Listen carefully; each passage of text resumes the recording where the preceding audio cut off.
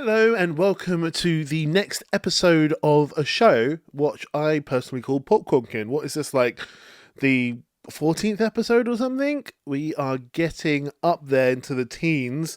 So I've seen a lot of good movies, good episodes of TV, one not so great movie, but all in all, it's been a good week. So let's just get right into the reviews that you're here to listen to today.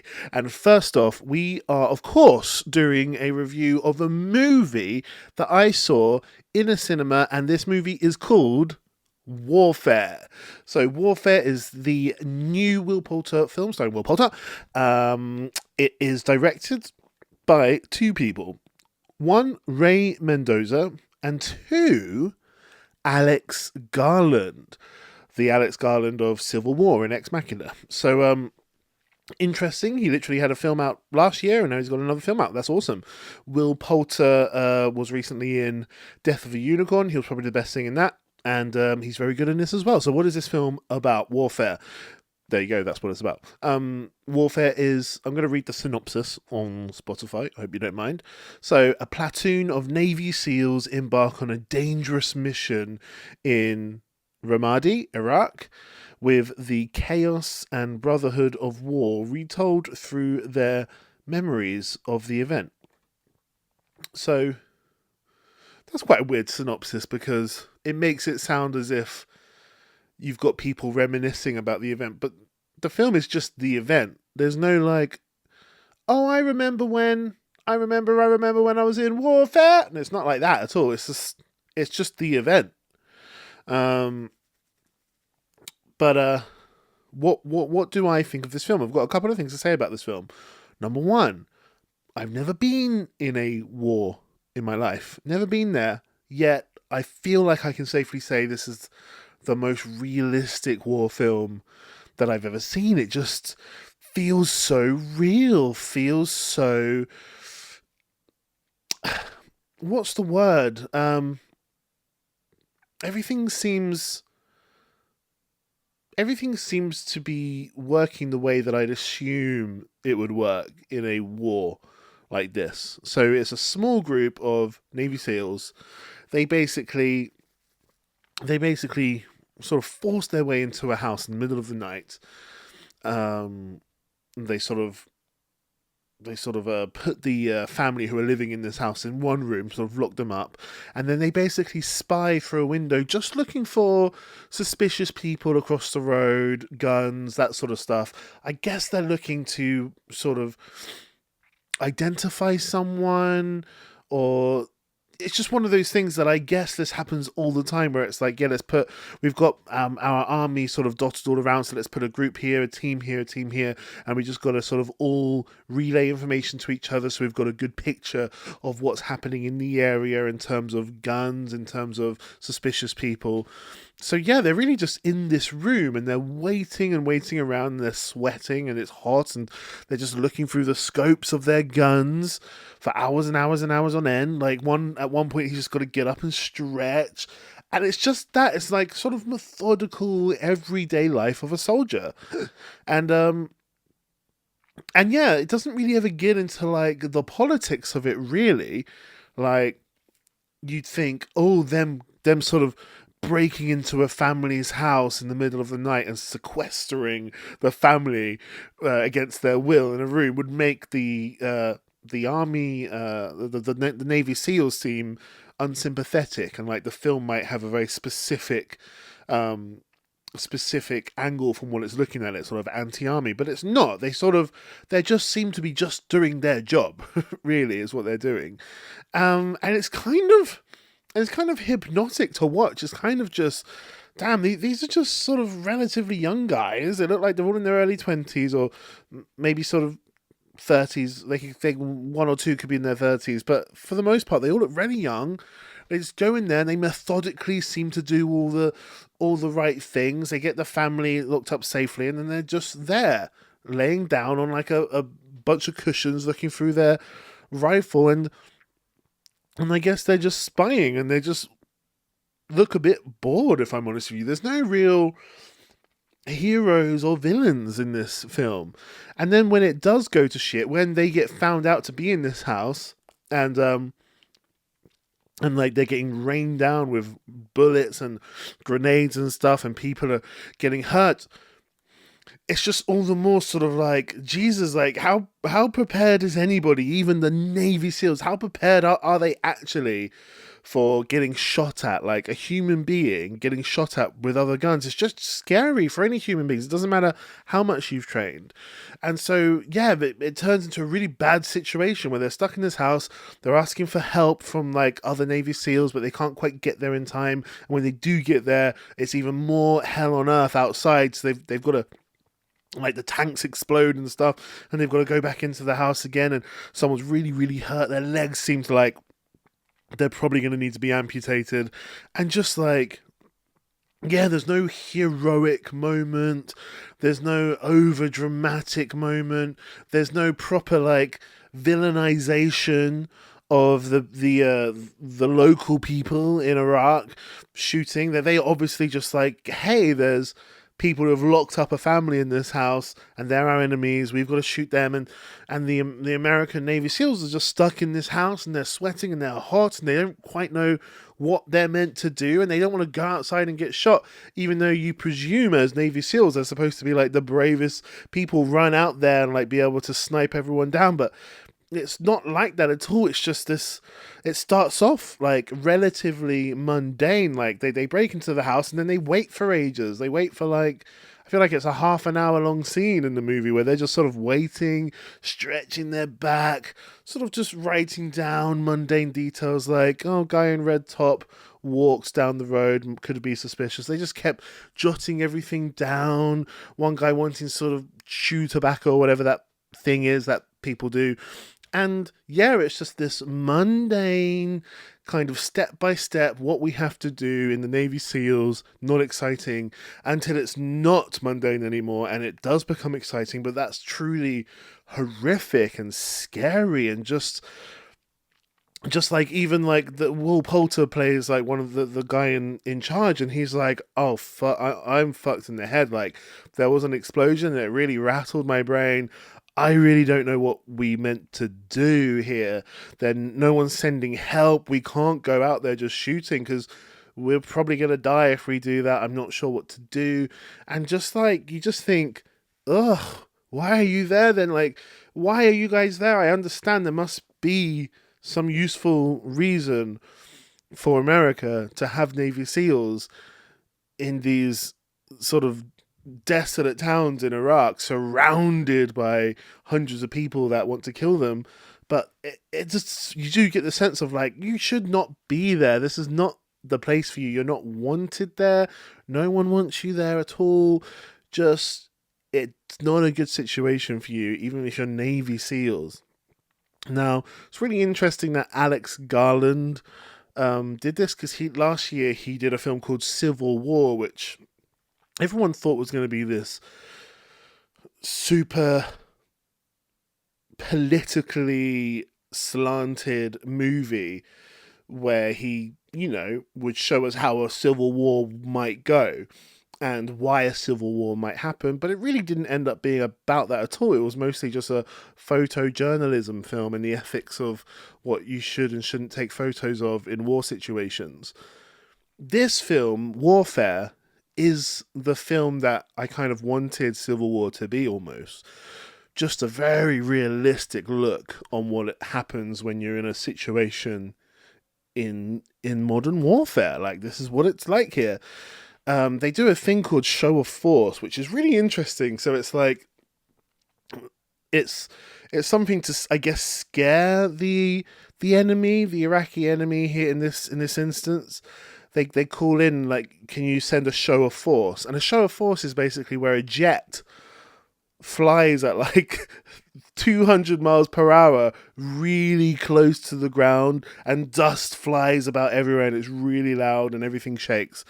And it's like, that is pretty scary. That is definitely a show of force. Just like, yeah, your jet fighters can fly really low to the ground and they're very loud. So that was really, and it happened a couple of times in the movie, and it really does shake. Like the cinema sort of rattled when that happened. I feel like the sound design, the artillery, everything felt more real than other war films that I've seen. Ray Mendoza, who's the other director of this, I believe it's kind of his baby in some sense. Um, I think potentially he's got history in the Navy SEALs, which is probably one of the reasons why it feels so realistic. But yeah, really, really wonderful film. I thoroughly enjoyed it. It was tough. Like by the end, I kind of sat there, sort of as if a grenade had just hit me, and I was just like, "Whoa, man, my brain is rattled." Like that was a tough film to watch. It was I didn't know who to root for. It wasn't even a sort of movie where you need to root for people. It was just, ugh, this is a horrible situation. Don't be there next time, please. Don't let there be a next time, in other words. So yeah, that's is what I thought of the film Warfare. Please let me know what you thought of the film Warfare, because I'd love to know. Just let me know in the comments below, and and tell me, did you think it looked realistic, or did you think it was just like any other war film? Please let me know. I'm dying to know. Next, I am doing a review of another movie that I saw at a cinema, and the movie is called Until Dawn. So, Until Dawn is the new video game adaptation movie. And it's not very good, in my opinion. I'm very sorry to have to be the one to say that, but I don't know, maybe if you like the video games, but for me, this was a bit shit, if I'm honest with you. Really, really shit. So, a group of friends trapped in a time loop where mysterious foes chase and kill them in gruesome ways, and they must survive until dawn to escape it. So basically, it's a group of young people driving. They're in America, somewhere deep in the woods of America, and they're at like a petrol station of some sort, or some kind of tourist stop of something, and they say, yeah, don't go up there, people always go missing up there. So of course this group go up there, and it's big heavy rain, and then the car drives up this lane where it's like raining powerfully on the car, and they just sort of go through the boundary onto like the grounds of this hotel or something, and the rain has stopped, but it's still raining like on the other side of this boundary. So number one, that's clearly a supernatural like occurrence there. That is crazy. And so they're confused, they go inside, and then they all die, and then they all wake up again, and they are back at the beginning of this situation, and they kind of just go through the motions. I guess it's like a video game where you die and come back and start again, and they're like, every time they come back they get a little bit, tiny bit weaker, and I guess the idea is to be able to survive until the end of the night, basically. So when it's morning time, I guess, when the sun comes up the next day. So, but I mean, they keep coming back alive, so I don't really know how you lose that, if I'm honest with you. I guess just eventually they've come back alive so many times that they've transformed into something gruesome, and they no longer come back alive. They just become more elements of the evil. So there's lots of different types of evil around, different types of ways for them to die. In actuality, the premise isn't bad. Like, that's quite an interesting premise, I guess. So there's all these different ways to die, like supernatural ways, or get sort of sledgehammered by a crazy killer. And you know, if you don't make it until dawn, or you die too many times before dawn, I guess eventually you'll become one of the new sort of horrific ways that people die. You will sort of haunt these grounds. So yeah, but I just so the premise, all right, not too bad, but in terms of like the way it was executed, it was really bad. Like, the acting wasn't very good. The choices that they make in this film, it's just ridiculous. Like the amount of times someone's like, "Oh, let me go check that out by myself." That noise, I'll go check that out by myself. That's said about 8 times in the movie, and that's like the number one thing not to say in a horror movie. It's really annoying that character. And I know horror movies characters always make the wrong decision, but this was like, oh come on, is this like a joke from the writers now? Like it seems self-referential almost. This is so silly. And another thing that bugged me was they knew they had a finite amount of times that they could come back alive. But when things weren't going their way, they were like, okay, let's just quickly die and start again. And I just thought, well, that's really dumb. Like, even if you think, okay, this time around hasn't worked out, look, that friend's dead, my leg is in pain, I might as well die. I might as well die and start again, so we can all start again, come back alive and all start again. It's really stupid because every time you come back, you're like weakened in a way, or something else is wrong with you. So you might as well stay alive for as long as possible in that, even if someone else has died and this isn't the round that you're all going to survive, at least try in yourself figure out a way to, or at least like experiment with fighting these evils, because there's a finite amount of times you're going to be able to come back. Don't waste any of them, Don't waste any of them. Even if my leg is hurt and this person's already dead and this isn't the one that's going to work, it's like, okay, I will die in this one then, but before I waste this one, let me try set some traps, or maybe I'll run out to the woods in this direction this time and see what happens there. Like get more information, learn a little bit more, so that you can, when you do die, it's not just a choice you've made. It's like, oh, okay, I did as well as I possibly could in that round. I went as far as I possibly could. Not just like, oh, shoot me in the head, please, because this isn't going really well. Shoot me in the head and we'll start again. It's like, no, that's really dumb. You really need to try as hard as possible in like the logic of this movie. I feel like you need to try as hard as possible. So yeah, it didn't make any sense to me. Didn't make any sense to me at all. The way they would give up so easily and die and come back. That was really dumb, because they'd always be weaker. It was so silly. So anyway, this year, I believe, in my personal opinion, so far has been a bit of a mixed year in terms of horror films. There's been some pretty shit ones, like this one. You've had films like The Monkey, which are sort of medium, I guess, and then you've had ones that have knocked it out of the park, like Sinners, which is definitely still in the horror genre, even though it's not exactly a horror film. That's knocked it out of the park. So mixed year of horror films. I love horror films so much, but yeah, this year's been mixed so far, but maybe it'll get better. We've still got many months this year, so let me know, are there any horror films you're looking forward to? Let me know which ones are coming up this year, because I want to know which horror films to keep on my radar. I'm really excited about the next Final Destination film. But let me know what you thought about this film and any potential horror movie films are coming up in the future.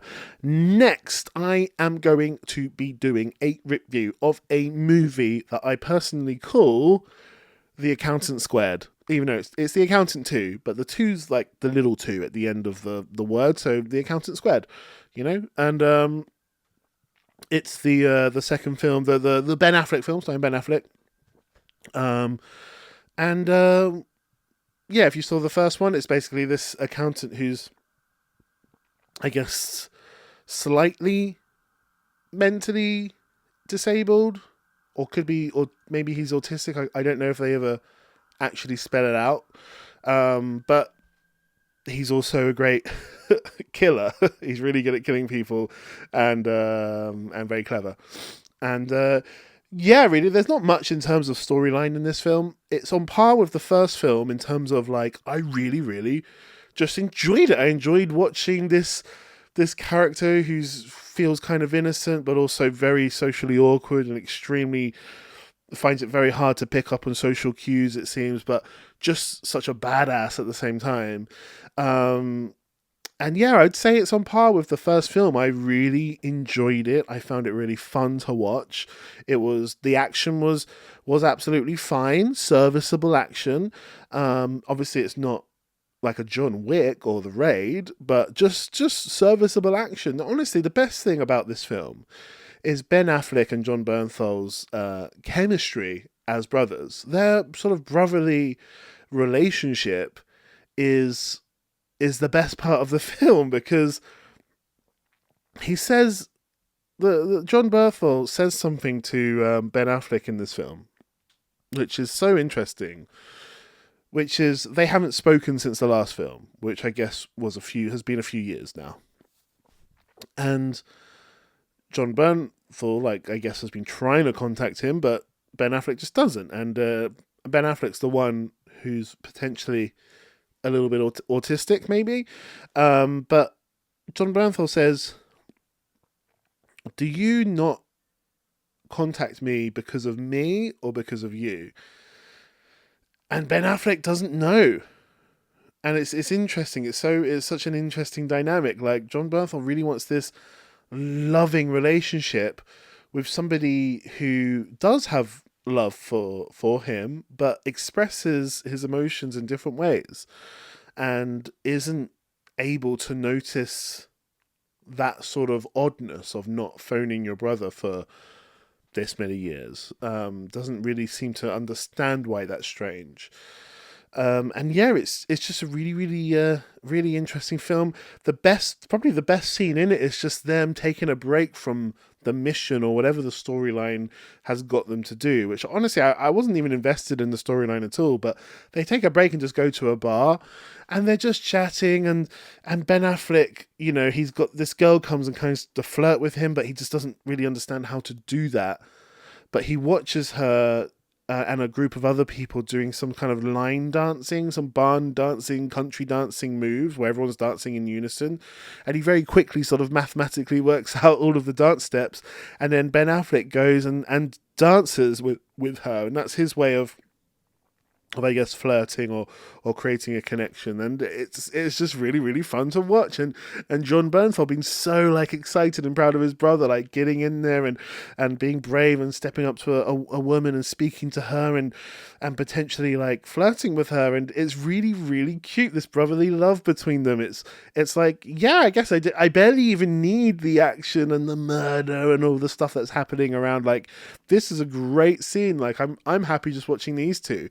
It's not quite Tom Cruise and Dustin Hoffman in Rain Man. Like, they're not at that level. It's more of a more realistic level, if I'm honest with you. Like, I really, really felt it. I was just gripped watching this lovely little barn dance scene. And yeah, the actual storyline, I don't think I could even recite it to you, if I'm honest with you. I don't properly remember. Something about a girl who had a face change and forgot her life, and now she's this amazing killer and she's killing everyone. And I barely know.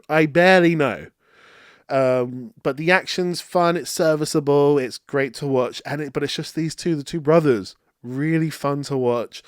Love their relationship. I've got brothers, maybe it hits a bit stronger for me, but I just, it's just a great film. I really loved it. I have to say, I loved it. I really loved this film. So let me know what you thought in the comments below. And then I'll just move on to my next review, probably, which is, of course, going to be, and this is coming out a little bit late, I guess, but screw it. It is Last of Us Season 2, Episode 3. Now, obviously, Last of Us Season 1, Episode 3 was one of the best episodes of TV in a long time. Although we've had adolescence since then, so maybe not. But anyway, Season 2, Episode 3 is coming off the crazy Episode 2, where, spoiler alert, Joel gets killed. So, this one is a bit more of a breather. It's like, okay, let's catch our breath, because I don't think there's any zombies in this film. There's no action. There's not even that much drama. It's more just a catch your breath, everyone. This is what's happened. But it's a great episode still. Really, really good. You've got Ellie waking up. I guess she's for some reason being in some sort of coma or something. Anyway, she's allowed out of hospital after like 3 months. So she's out and she wants to go kill some people. The people who killed Joel. And she speaks to Joel's brother. And there's a great bit where Joel's brother's like, don't assume to know more about my brother than me. I know him. And because she's like, Joel would have gone after them to avenge you, and he's like, no, actually, if I was alive, if they had kidnapped me, he would have moved heaven and earth to come and save me. But if I died already, it's a different story. And don't tell me I know my brother more than knew him. And it's like, good, yeah, you got to, you've got to admit, like, their family, they grew up together. He knows Joel. So that was great. So anyway, he basically goes, the way we're going to get people to go out and avenge Joel is to have like this, I guess, council meeting where people will vote on it, and you can make your case. So everyone's allowed to make their case at the council meeting. So at the council meeting, most people are like, yeah, it's bad that Joel got killed, but our town just got ransacked by zombies. Like, so many people are dead, and we don't really think this is the right time for you to send out, like, 6 or 7 of our best on some sort of revenge thing. We need people here. Like, what if the walls fall down again? Perfectly valid argument. And then the bigot from episode 1, he steps up again. He steps up and he's like, no, don't be stupid. We need to go and avenge Joel. If we don't, they're just going to come back. Also a valid argument. And really interesting to see the bigot, the one who was homophobic, I guess, him to be the one standing up for sort of Ellie's side.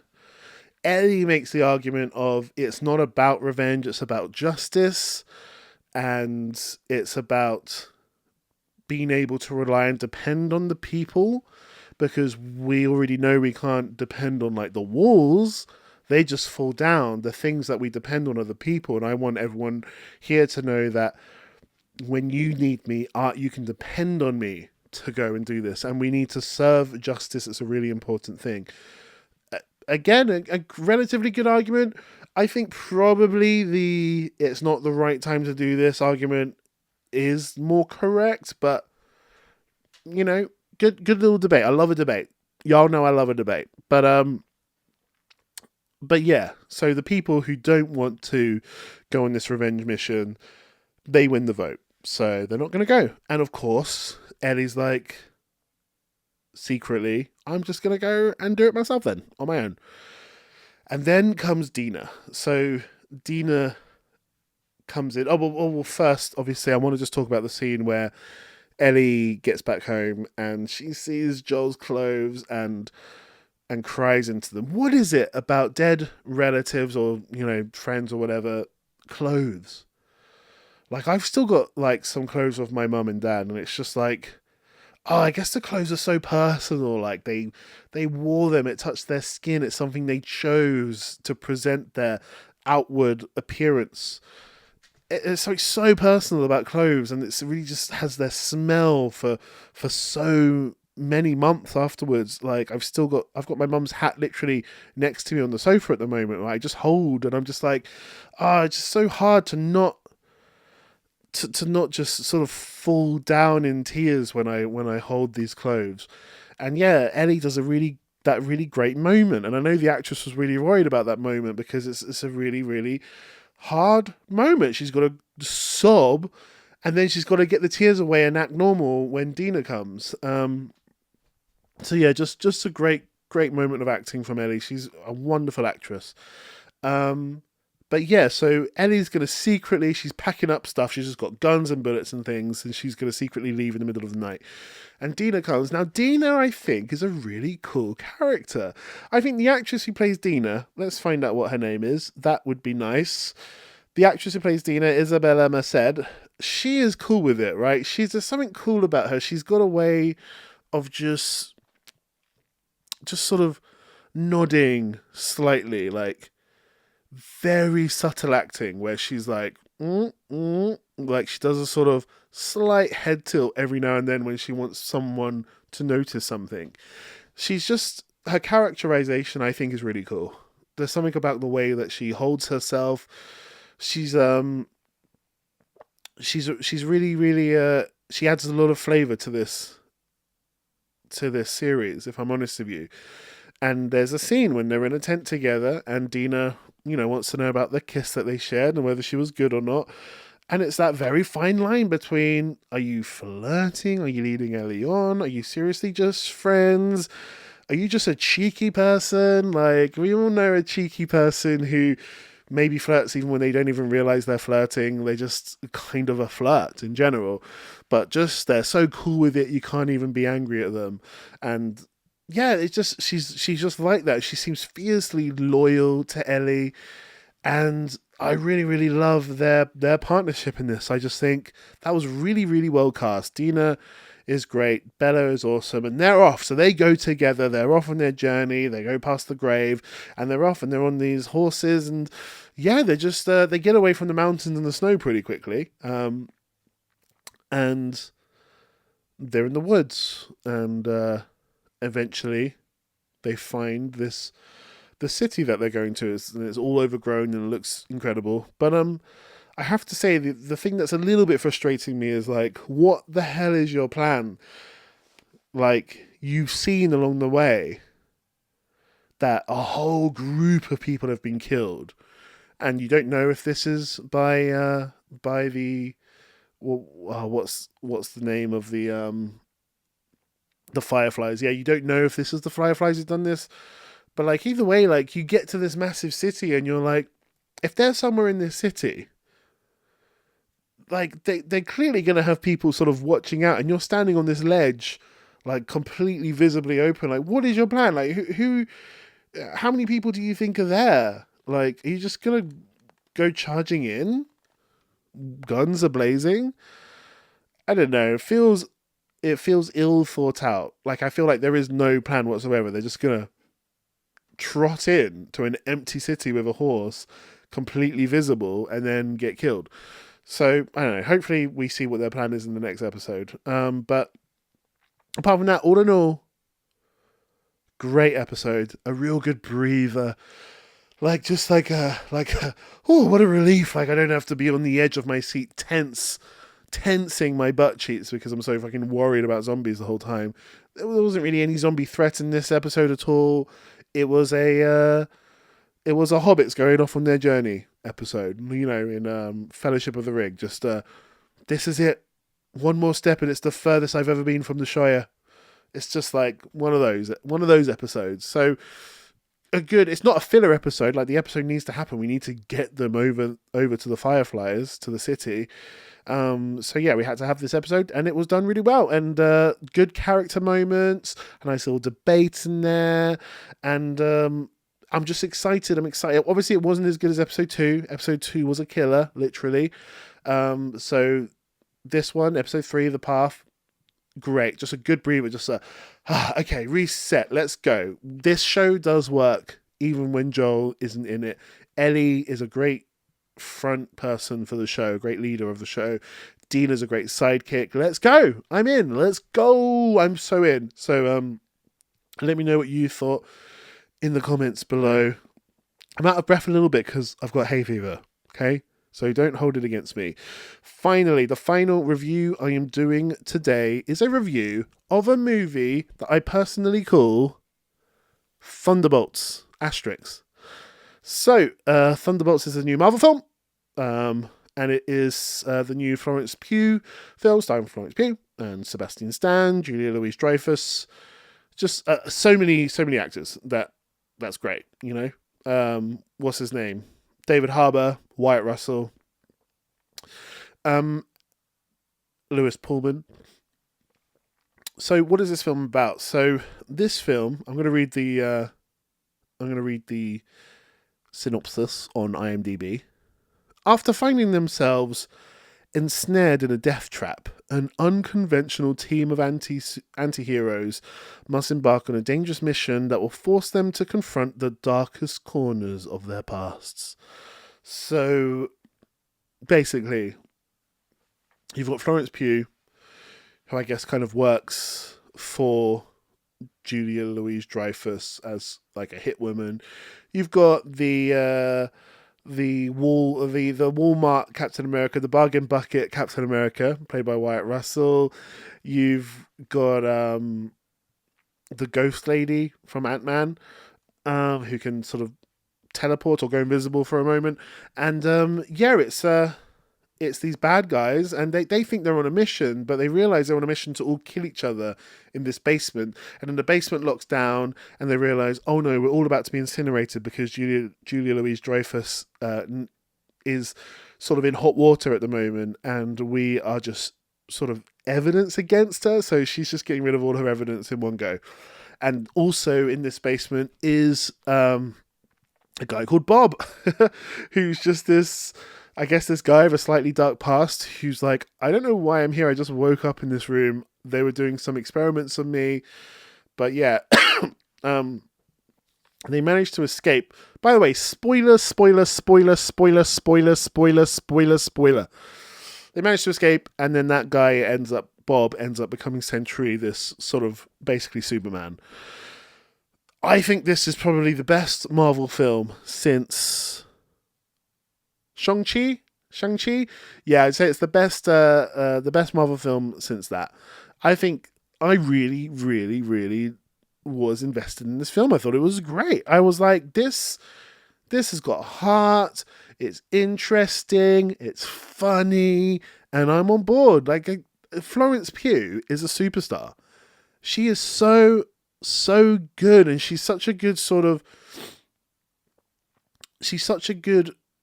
firstly leader of this group, but you know, after the Scarlett Johansson Black Widow died, you're like, oh, that's such a shame, but she's a great replacement, a great sort of next person to step up and take her spot on the Avengers. Like, she's so good, and her relationship with her dad, David Harbour, is so nice and so good to watch, and his like love for his daughter, and they have some real heartfelt moments and some really funny moments.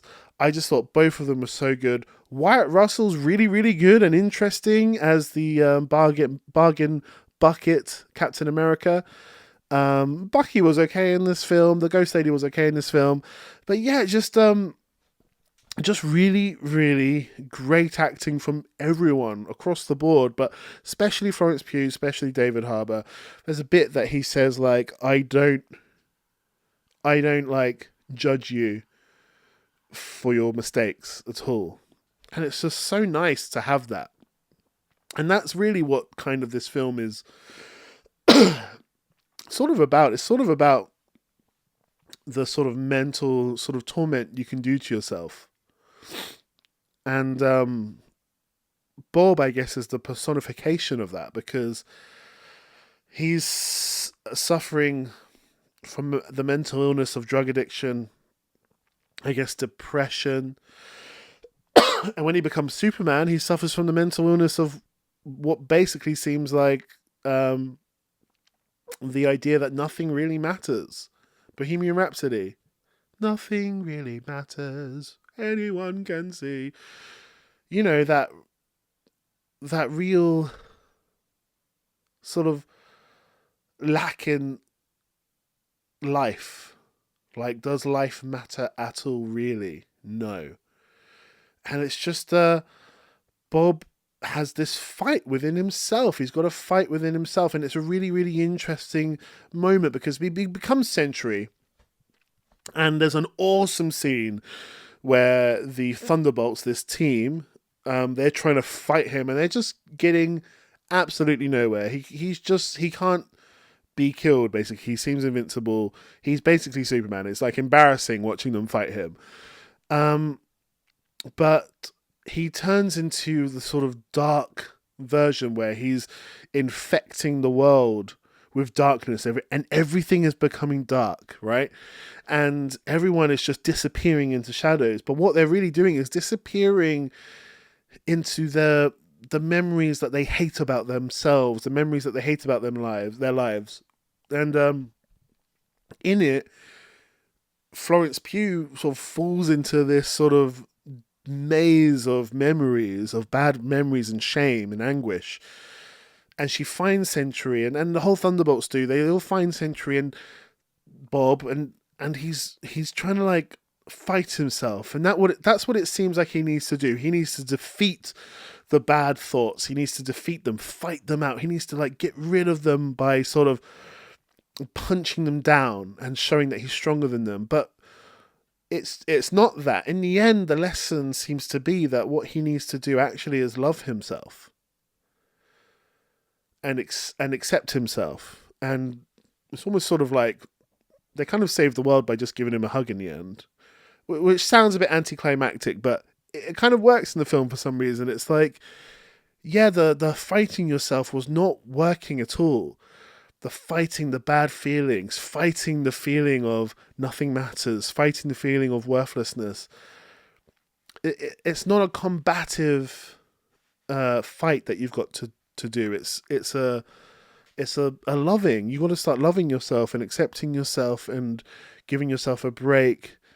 And it's all about that, really, which is a great sentiment and something I really agree with. And it's really important to treat yourself with love. And really important to understand everyone makes mistakes. And it's really important to give yourself a break sometimes. Of course, you've got to hold yourself accountable when you hurt people, but it's really important before you've got to fix yourself. You've got to love yourself and learn to be proud of yourself. And then as a fully formed sort of loving human being, then you can go and fix mistakes you may have made. And yeah, it's just a really, really interesting sort of final, I guess, battle, where usually these Marvel films are like, the world's going to end and we've just got to fight and blow things up and shoot everything. But no, this was a hug in the mind, which was just really interesting. I really, really loved it. I was like, this is great. This is an interesting sort of way to fix this situation. It's this hug. It's this, let's all hug him and let him know he's safe and loved and that we want him as our friend and that he matters. And that is really an important statement to make. And I'm glad Marvel's making that statement. A lot of young people watch Marvel.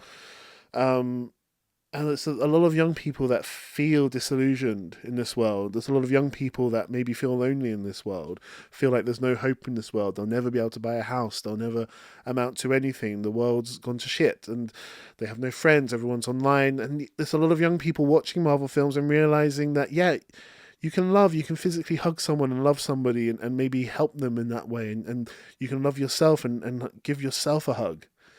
And that's really important. And I'm glad that Marvel is sort of showing that in this character.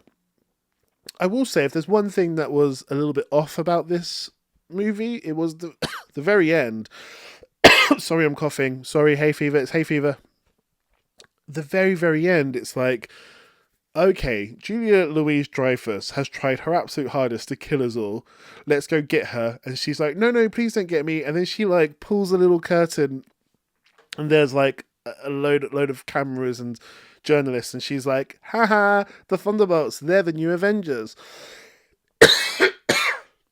Sorry, I was just coughing there, but I feel better now. And then she's like, haha, the Thunderbolts, this was all my plan. You are the new Avengers and I've introduced you to the world. And they're like, they go along with it. And I'm like, hold on. She just tried to like ruin you guys both by killing you and your reputation, and you're just going to accept this little twist at the end. That felt really weird and forced. But that's the only bad thing I'm going to say about it. It was an odd ending, very odd end. And then we've got the end credit scenes. One is just a silly one that I don't even remember, but then at the very end, you've got the Thunderbolts, who are the new Avengers now, and they're like, hey, Sam Wilson is like saying he's copyrighted the Avengers name, which was a bit weird, and that he doesn't recognize us as the Avengers. And then they're like, oh, a spaceship has just entered our atmosphere. And then they look through, I guess, some kind of screen and they see it's a spaceship that has the Fantastic Four logo on it. And we're like, oh my God, Fantastic Four are in this universe. They're in this universe. Have they just arrived from outer space, from another planet? Have they just crossed dimensions through a different dimension from another universe into ours? I guess we're going to find out, because the next film in the Marvel series is, of course, the next Fantastic Four film with Pedro Pascal. And that had me excited. It worked. I was giddy with excitement in the cinema. I was like, this reminds me of the old days where Marvel did end credit scenes. Like, it was like this golden sort of ticket to the next movie where you're like, oh my God, that's so exciting. Like, I loved that. And it was so exciting to see the Fantastic Four spaceship here. And it's just like, here we go. I'm so excited. And yeah, Marvel did it. It worked. It got me excited. I had tingles and I was like, here we go. I'm ready. I'm ready for the Fantastic Four film coming out in a couple of months. So that's coming out. Let me know what you thought of Thunderbolts Asterix. Did you like it? Did you think it was as good as I thought it was? I want to hear your thoughts in the comments below in the form of writing. That's how I want to hear them. Sorry, I've had a whole bunch of hay fever, just sneezing and coughing and stuff, but I'm okay, guys.